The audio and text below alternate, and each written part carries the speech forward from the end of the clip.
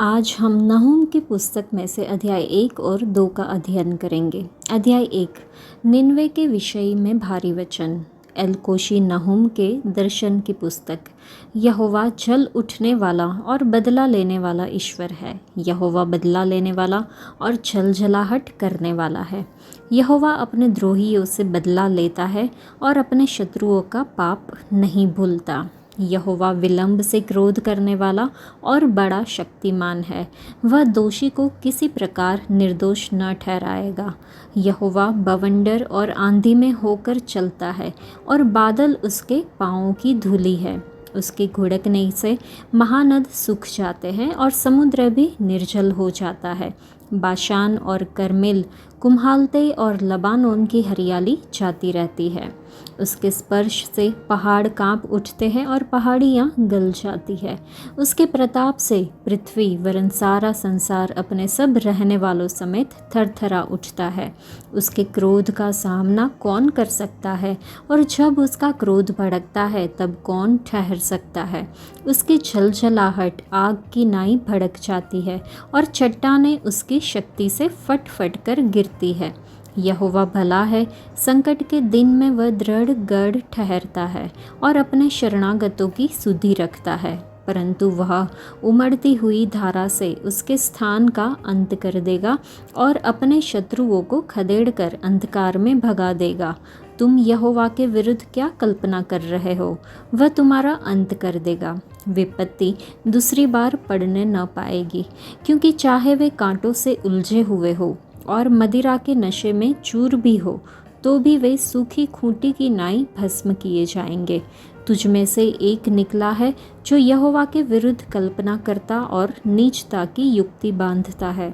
यहोवा यूं कहता है, चाहे वे सब प्रकार के सामर्थी हो और बहुत भी हो, तो भी पूरी रीति से काटे जाएंगे और शून्य हो जाएंगे।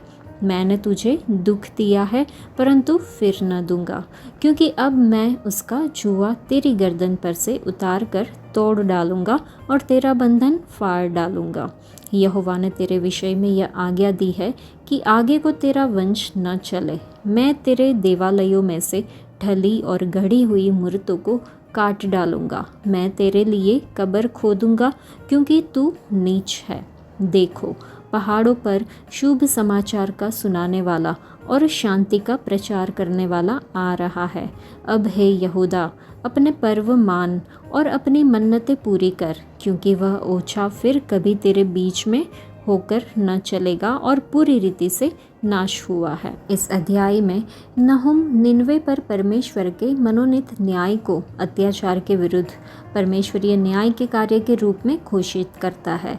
यह अध्याय परमेश्वर की सर्वसत्ता, सामर्थ्य और उन लोगों की देखभाल पर प्रकाश डालता है जो उस पर भरोसा करते हैं। परमेश्वर का न्याय हमें याद दिलाता है कि वह गलत कामों को दूर करेंगे और उत्पीड़ितों की रक्षा करेंगे।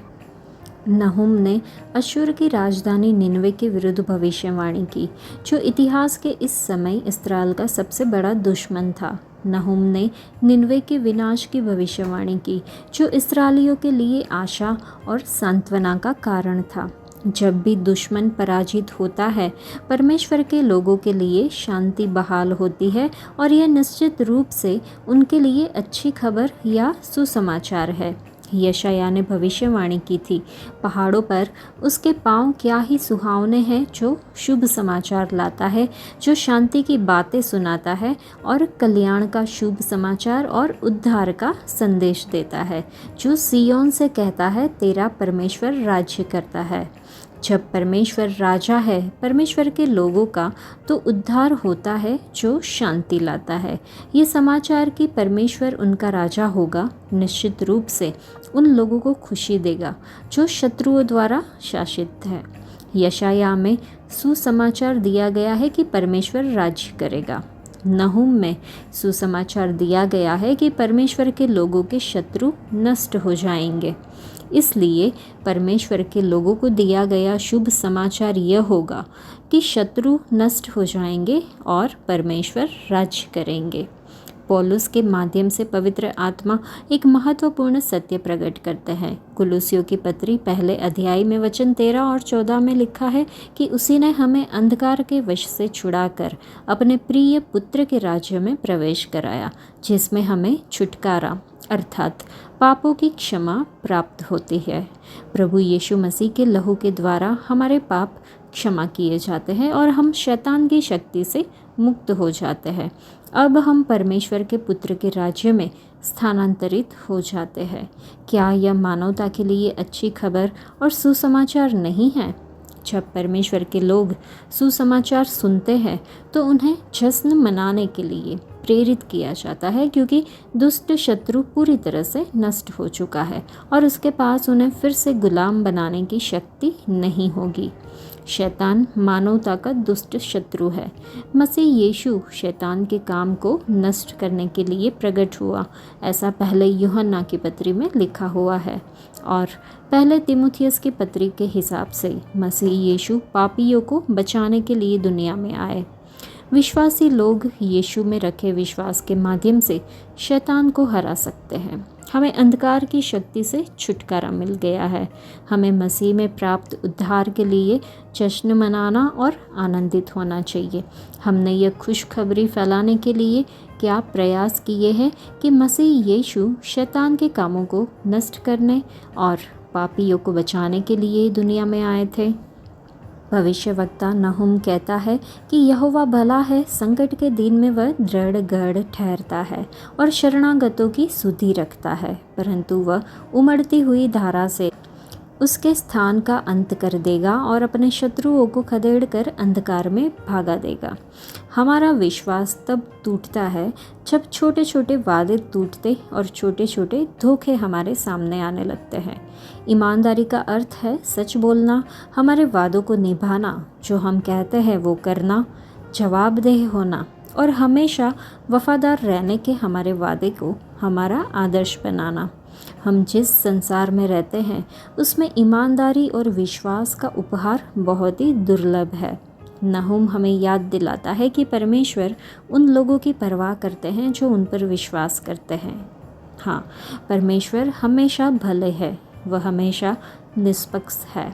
उन पर विश्वास किया जा सकता है और वह हमें निराश नहीं करेंगे। भविष्यवक्ता नहुम, उनके नाम का अर्थ है सांत्वना।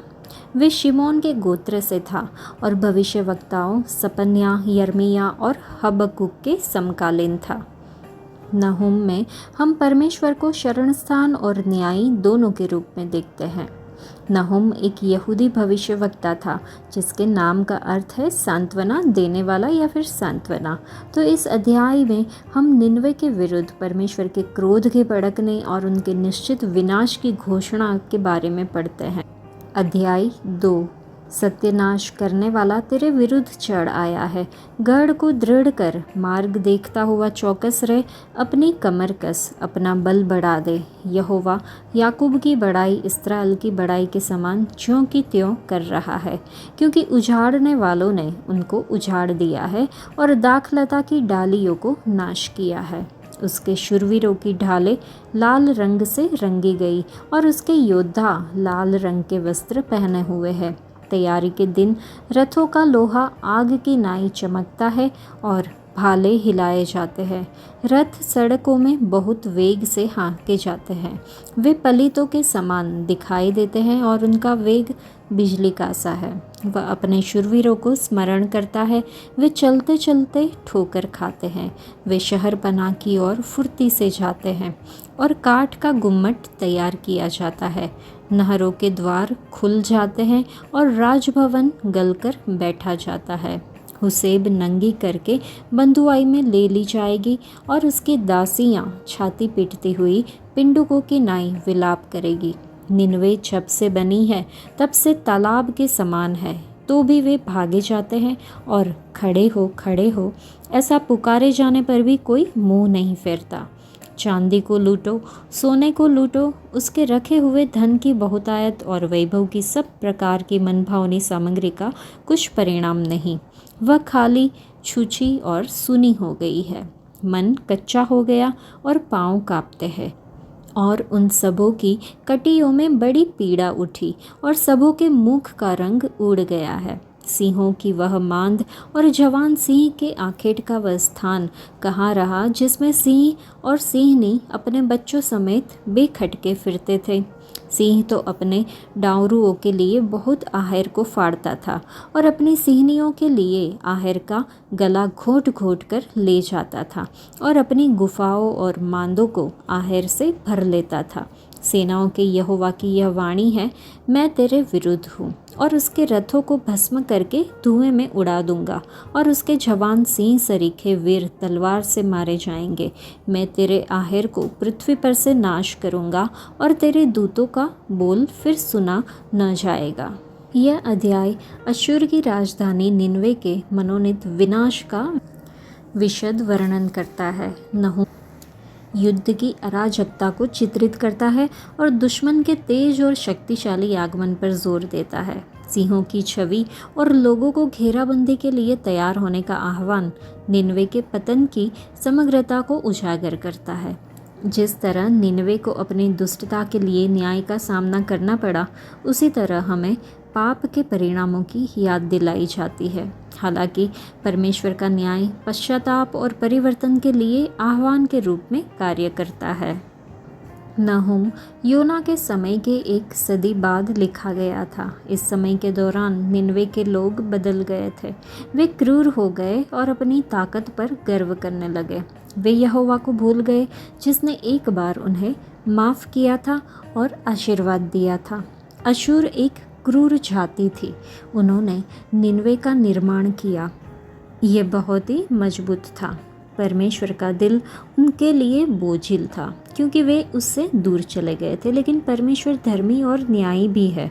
उन्होंने एक सदी तक इंतज़ार किया। वह क्रोध करने में धीमे है, वह शक्तिशाली भी है और जिस तरह से उसने निनवे को नष्ट किया वह शानदार है। किर्गिस नदी अपने किनारों से बह निकली और शहर की दीवारों को नष्ट कर दिया, जिससे बेबीलोनियों के लिए शहर पर विजय प्राप्त करना आसान हो गया। याह बदला लेने वाला है। इसमें कुछ समय लग सकता है क्योंकि वो बहुत ही धैर्यवान है और वो प्रतीक्षा करते हैं निनवे के लिए जैसे उन्होंने लगभग 100 साल प्रतीक्षा की। लेकिन उनका प्रतिशोध निश्चित और भयंकर है। दूसरी चीज़ जो हमारा ध्यान खींच रही है वह नहूम के ये दूसरे अध्याय में शेरों की तस्वीर है। ये अजीब है कि निनवे के लोगों ने सोचा कि वे शेर है जो अपने शासकों और शेरनियों की देखभाल कर रहे हैं। हर कोई जानता है कि यह शेरनी ही है जो भोजन के लिए शिकार करती है और शावकों को खिलाती है। शेर केवल अपने क्षेत्र की रक्षा के लिए लड़ते हैं, अन्यथा वे ज़्यादातर सोते हैं और शिकार के अंत में भोजन के लिए लड़ाई में शामिल होने के लिए उठते हैं। अपने अभिमान में अश्शूरियों ने भूमिकाएं बदल ली थी।